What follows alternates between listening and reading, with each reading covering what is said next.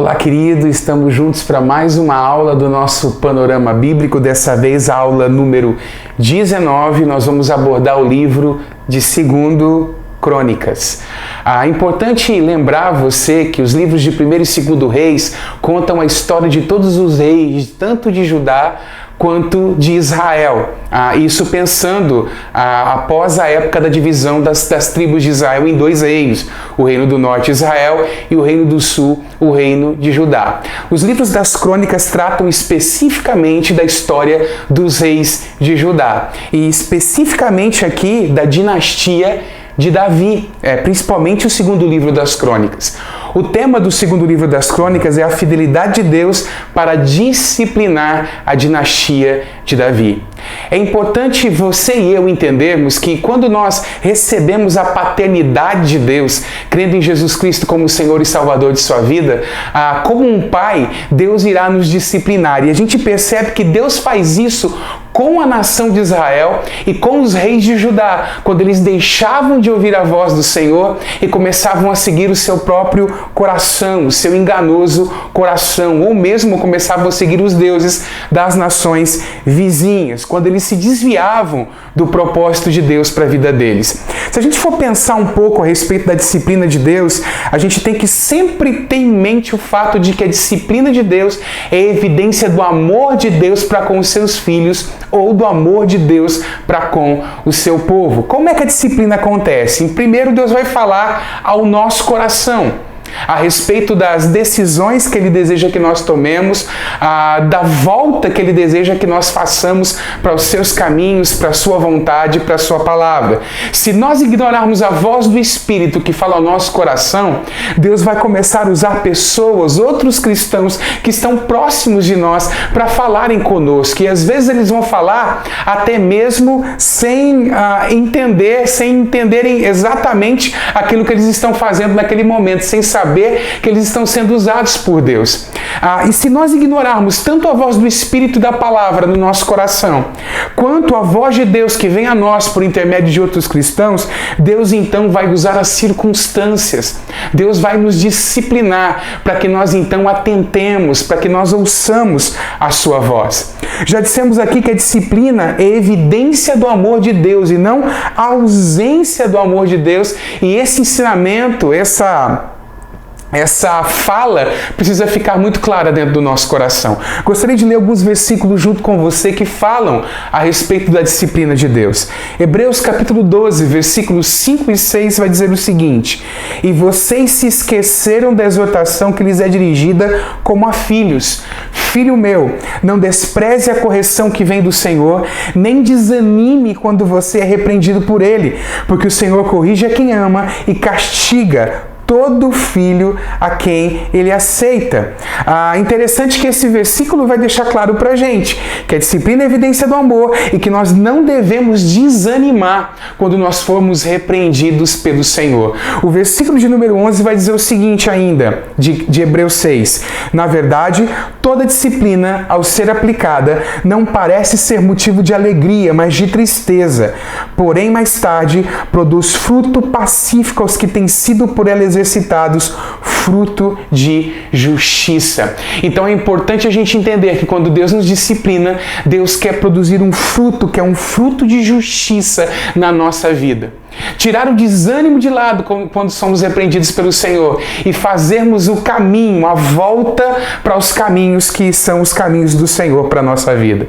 Provérbios 15:32 diz assim: "Quem rejeita a disciplina despreza a si mesmo, mas o que aceita a repreensão adquire entendimento." Faz parte da vida espiritual e faz parte da paternidade de Deus, Deus corrigir, Deus disciplinar os seus filhos. Um outro apontamento interessante para a gente mencionar aqui a respeito do 2º livro das crônicas é sobre os perigos da prosperidade. Muito se fala de como nós temos que viver os tempos da adversidade. não é verdade? Mas nem sempre se fala muito sobre viver os tempos de prosperidade, sobre como devemos viver os tempos de prosperidade. Há 4 reis aqui no segundo livro das Crônicas que eles acabaram não lidando bem com o tempo de prosperidade. Eu gostaria de citar cada um deles para você e depois ler os textos bíblicos que apontam como eles se desviaram do caminho correto em momentos de prosperidade. O primeiro desses reis é Roboão. O capítulo 12, versículo 1 de 2 Crônicas vai dizer o seguinte: tendo Roboão confirmado o reino e havendo-se fortalecido, abandonou a lei do Senhor e todo Israel fez o mesmo. Esse versículo é um versículo um tanto quanto triste, não é verdade? A gente vê um rei que se fortalece, um rei que está sendo abençoado e no momento de prosperidade, no momento de bênção, ele abandona a lei do Senhor e, como líder, acaba levando todo Israel a fazer o mesmo. Um outro rei que é apontado é Jeorão. Diz assim o texto, no capítulo 21, do versículo 2 ao versículo 4. Jeorão tinha irmãos, filhos de Josafá. Eles se chamavam Azarias, Jeiel, Zacarias, Azarias, Micael e Cefatias. E eram todos filhos de Josafá, rei de Judá. O pai deles lhes deu muitos presentes de prata, de ouro e de coisas preciosas, além de cidades fortificadas em Judá. Porém, deu o reino a Jeorão por ser o primogênito. Tendo Jeorão assumido o reino de seu pai e havendo-se fortalecido, matou à espada todos os seus irmãos e também alguns dos chefes de Israel. Note que o texto bíblico diz que Josafá, que era um rei piedoso, a gente encontra a história dele também em 2 Crônicas, havia presenteado todos os seus filhos, mas o reino ele havia deixado para Jeorão, o seu filho. No entanto, quando Jeorão assume o reinado, quando ele se fortalece, ele se volta contra os seus próprios irmãos e também alguns dos chefes de Israel e acaba assassinando essas pessoas. Mais um exemplo de alguém que no tempo de prosperidade acaba se desviando do caminho do Senhor. Um outro rei que nós podemos mencionar aqui é o rei Uzias, um rei que também teve uma vida, a gente pode dizer assim, um tanto quanto piedosa, não é verdade? A gente lê, por exemplo, lá no livro do profeta Isaías, no ano em que morreu o rei Uzias, eu vi o Senhor. Até certo ponto, Uzias foi um excelente rei para o povo de Judá. No entanto, Uzias também, quando tornou-se poderoso, teve o seu coração exaltado, ele se desvia daquilo que é a vontade de Deus. Diz o texto, capítulo 26, versículo 16, mas depois que Uzias se tornou poderoso, o coração dele se exaltou para a sua própria ruína. Ele cometeu uma transgressão contra o Senhor seu Deus, pois entrou no templo do Senhor para queimar incenso no altar do incenso. Note que Uzias, ele toma para si uma honra que ele não deveria ter tomado, uma honra que era designada especificamente para os sacerdotes. E às vezes algumas pessoas confundem as coisas, não é mesmo? Elas começam a ser abençoadas por Deus e acabam achando de uma maneira errada que Deus vai respaldar todo e qualquer comportamento que elas tomarem. A Uzias não estava determinado queimar o incenso diante do Senhor. Isso pertencia aos sacerdotes. O seu coração se exalta e ele peca contra Deus. O quarto rei sobre o qual eu gostaria de falar com você aqui, falando a respeito do segundo livro das Crônicas, é o rei Ezequias. Um homem também que tem uma história muito interessante. No entanto, em um determinado momento de prosperidade, o seu coração também se eleva. Diz assim o texto no capítulo 32, do versículo 23 ao versículo 25 de 2 Crônicas. Muitos traziam presentes a Jerusalém ao Senhor e coisas preciosíssimas a Ezequias, rei de Judá, de modo que depois disto foi exaltado à vista de todas as nações. Por esse tempo, Ezequias adoeceu de uma enfermidade mortal. Então orou ao Senhor, que lhe falou e lhe deu um sinal.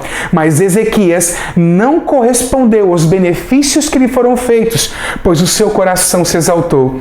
Por isso veio grande ira sobre ele, sobre Judá e sobre Jerusalém. Amados, fica para nós uma palavra de advertência, porque tanto Uzias quanto Ezequias, esse último rei que eu acabei de ler a respeito da história dele, eram reis piedosos, reis que amavam o Senhor. No entanto, no tempo de prosperidade, eles se desviam de Deus. Então, no tempo de prosperidade, é um tempo onde eu preciso tomar muito cuidado para não me esquecer do Senhor. E esquecer do Senhor aqui não significa não lembrar que Deus existe. Esquecer do Senhor aqui significa esquecer dos caminhos de Deus, esquecer de obedecer o Senhor. Provérbios 3,6 diz assim: reconheça o Senhor em todos os seus caminhos e Ele endireitará as suas veredas. Esses reis fizeram grandes coisas para Deus na terra de Judá. No entanto, eles se descuidaram espiritualmente, o seu coração se elevou, o orgulho entrou dentro do seu coração. Fica para nós a advertência de 1 Coríntios, capítulo 10, versículo 12, que diz assim: por isso, aquele que pensa estar em pé, cuide para que não caia. O tempo de prosperidade pode nos levar a deixar de vigiar, e o tempo de prosperidade pode nos levar ao orgulho. Que o nosso coração, em tempos de bênção do Senhor, se volte para Deus em gratidão, agradecendo ao Senhor por tudo que Ele tem feito, por tudo que Ele tem dado, reconhecendo que toda boa dádiva e todo dom perfeito vem do Senhor para a nossa vida.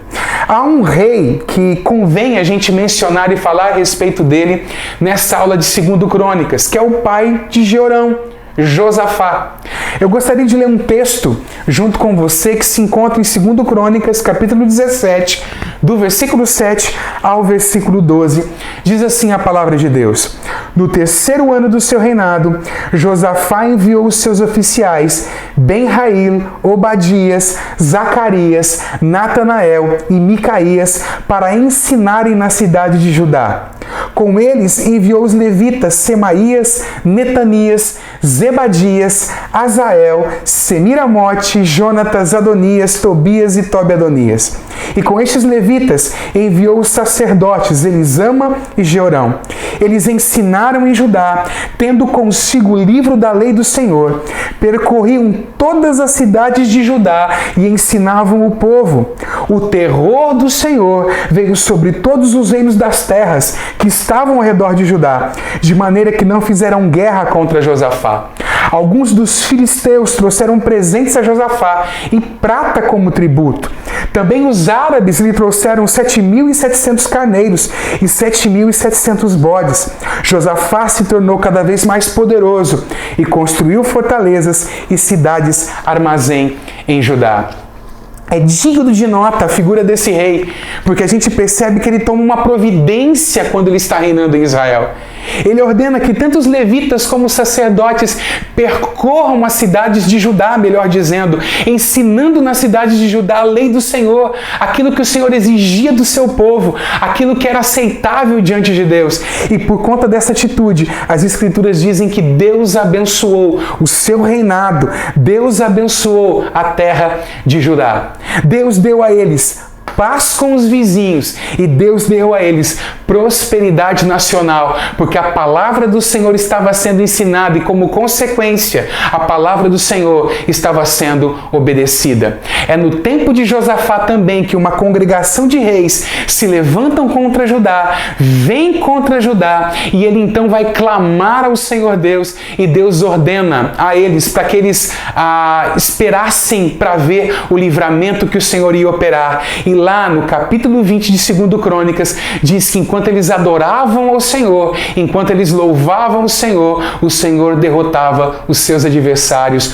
o Senhor derrotava os seus inimigos. Então, fica para nós hoje, nessa aula do PB, essas 3 lições. Uma lição sobre disciplina. A paternidade de Deus inclui a sua disciplina sobre os seus filhos quando eles se afastam do Senhor. Uma palavra sobre os perigos da prosperidade. A gente mencionou aqui 4 reis de Judá que acabaram em momentos de prosperidade, tendo seu coração desviado da vontade do Senhor. E como a gente viu aqui como é importante colocar a palavra de Deus em primeiro lugar na vida e bênçãos que vêm sobre a nossa vida por conta disso. Eu espero que você tenha sido edificado nesta quinta-feira ou neste momento que você está assistindo esse vídeo, que o Senhor possa abençoar ricamente a sua vida. Se isso foi uma bênção para você, compartilhe o vídeo. Se você ainda não curtiu o nosso canal, você pode fazer isso, ativar, o sino de notificação, que cada postagem vai chegar para você lá um aviso para que você possa ver e ser edificado. Deus abençoe a sua vida, em nome de Jesus.